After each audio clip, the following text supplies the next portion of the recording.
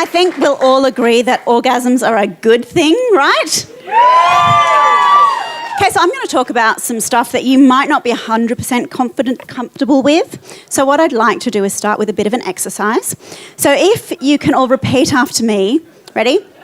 Clitoris. Clitoris. Come on, you can do better than that. How about vulva? Vulva. Okay, now this one, really enjoy it.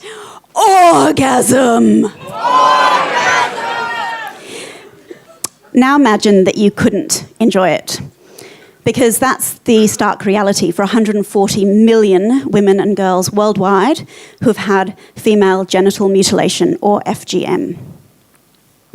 And I believe that one of the reasons we don't talk about FGM is because we don't usually talk about women's vaginas in polite company. But that silence just allows the practice to continue. So, what is FGM? It's the forced removal of some or all of the clitoris and labia. Sometimes all of the external genitalia are cut or scraped away, and the remaining skin is stitched together, leaving just a tiny hole about the size of a matchstick for urine and menstrual blood. Girls are often held down by women in their family, their mothers, grandmothers, aunties, while they scream and they cry and they're cut, often with blades that haven't been cleaned. And then their legs are tied together so they can heal. Some never do, and many actually die. So FGM often happens, it can happen anywhere between birth and adulthood, but most often is inflicted on prepubescent young girls. It's a human rights abuse, it's child abuse, it's sexual abuse, and it's an extreme form of gendered violence. And 140 million women and girls worldwide have had it. So let's put that in context. 23 million is the total population of Australia. The UK, 64 million.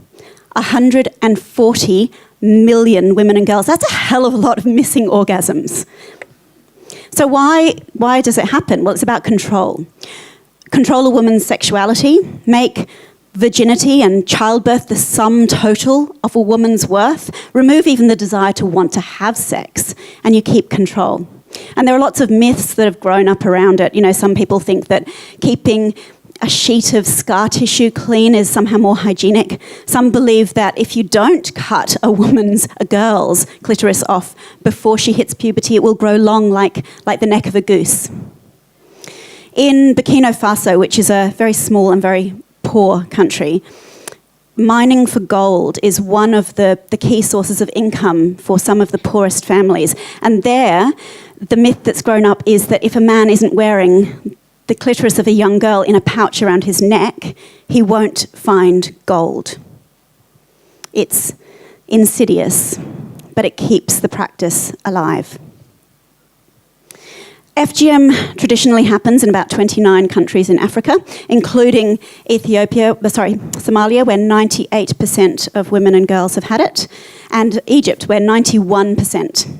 But also it also happens in parts of the Middle East and Southeast Asia, and increasingly anywhere where people from these communities end up settling. So the US, the UK, France, Germany, and here in Australia, where we think that there are about 83,000 women and girls who are likely to have had FGM. Now, we say likely because we don't know, because there's no data. But using ABS migration data and the UNICEF prevalence figures, it's really likely that about 3 girls every day are born in Australia at an extremely high risk of FGM. Now, what does high risk mean? It means that they're born to women who have had FGM. But we don't know who they are because we don't have the data. We don't have the data because we don't have reporting. We don't know because the government doesn't know. And even though it's illegal in every single state in Australia, it's underreported and it's highly under-prosecuted.